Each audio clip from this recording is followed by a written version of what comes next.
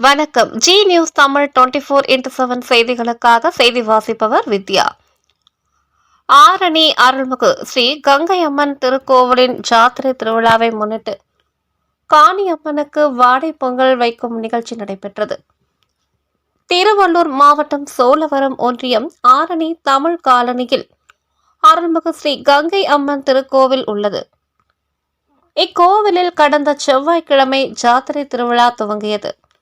புதன்கிழமை கரகம் வெளியில் வரும் நிகழ்ச்சியும், வியாழக்கிழமை ஸ்ரீ கங்கை அம்மனுக்கு சிறப்பு பூஜையும், வெள்ளிக்கிழமை கிராம தேவி அருள்மிகு ஸ்ரீ எல்லை அம்மனுக்கு வடை பொங்கல் வைக்கும் நிகழ்ச்சியும், சனிக்கிழமை ஸ்ரீ வெங்கடேஷ பெருமாளுக்கு சிறப்பு அபிஷேகம், மகா அலங்காரம், மகா தீபாராதனை உள்ளிட்டவையும் நடைபெற்றது. பின்னர் அனைத்து பக்தர்களுக்கும் பிரசாதம் வழங்கப்பட்டது. ஞாயிற்றுக்கிழமை ஸ்ரீ கங்கை அம்மனுக்கு கூழ் ஊற்றும் நிகழ்ச்சி சிறப்பாக நடைபெற்றது.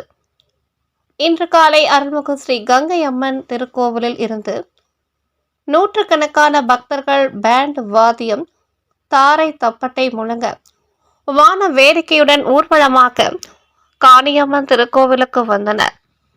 பின்னர் அனைத்து பக்தர்களும் வாடை பொங்கல் வைத்து அம்மனுக்கு நெய்வேத்தியம் செய்தனர். இதில் ஆரணி தமிழ் காலனியை சேர்ந்த திரளான பக்தர்கள் கலந்து கொண்டனர். நிகழ்ச்சிக்கான ஏற்பாடுகளை பெருத்தனக்காரர்கள், கிராம பொதுமக்கள், விழா குழுவினர்கள் சிறப்பாக செய்திருந்தனர்.